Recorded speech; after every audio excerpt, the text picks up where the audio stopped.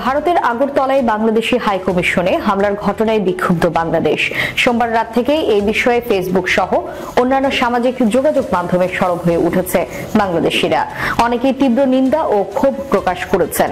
এই হামলার ঘটনাকে নেককারজনক ঘটনায় আখ্যা দিয়ে ফেসবুকে পোস্ট করেছেন আইন উপদেষ্টা আসিফ নজরুলও।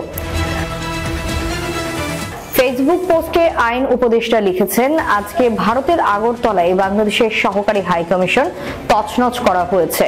বাংলাদেশের পতাকায় অগ্নিসংযোগ করা হয়েছে। হিন্দু সংঘর্ষ সমিতি নামে একটি সংগঠনের সদস্যরা এই নেককারজনক ঘটনা ঘটিয়েছে।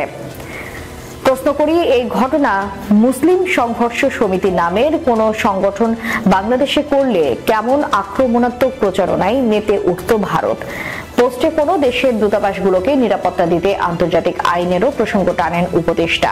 তিনি লিখেছেন, আন্তর্জাতিক আইন অনুসারে ভারতের মাটিতে বাংলাদেশের সহকারী হাই কমিশনকে পুরোপুরি নিরাপত্তা দেওয়ার দায়িত্ব ভারতীয় সরকারের। তারা এটি করতে ব্যর্থ হয়েছে। এই ব্যর্থতার নিন্দা জানাই।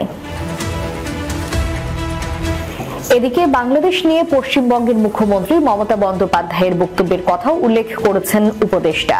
এ বিষয়ে তিনি লিখেছেন, নিন্দা জানায় পশ্চিমবঙ্গের মুখ্যমন্ত্রী মমতার মন্তব্যের। ভারতের বিভিন্ন অঞ্চলে যা ঘটে সংখ্যালঘু ও দলিত সম্প্রদায়ের উপর, এর জন্য বরং উল্টো ভারতের লজ্জিত হওয়া উচিত। ভারতকে বলি, আমরা সমমর্যাদা আর সমানাধিকার ভিত্তিক বন্ধুত্বে বিশ্বাসী। শেখ হাসিনা সরকার বিনা ভোটে ক্ষমতায় থাকার লোভে ভারত তোষণ নীতিতে বিশ্বাসী ছিল। তবে ভারতকে বুঝতে হবে, এটা শেখ হাসিনার বাংলাদেশ নয়।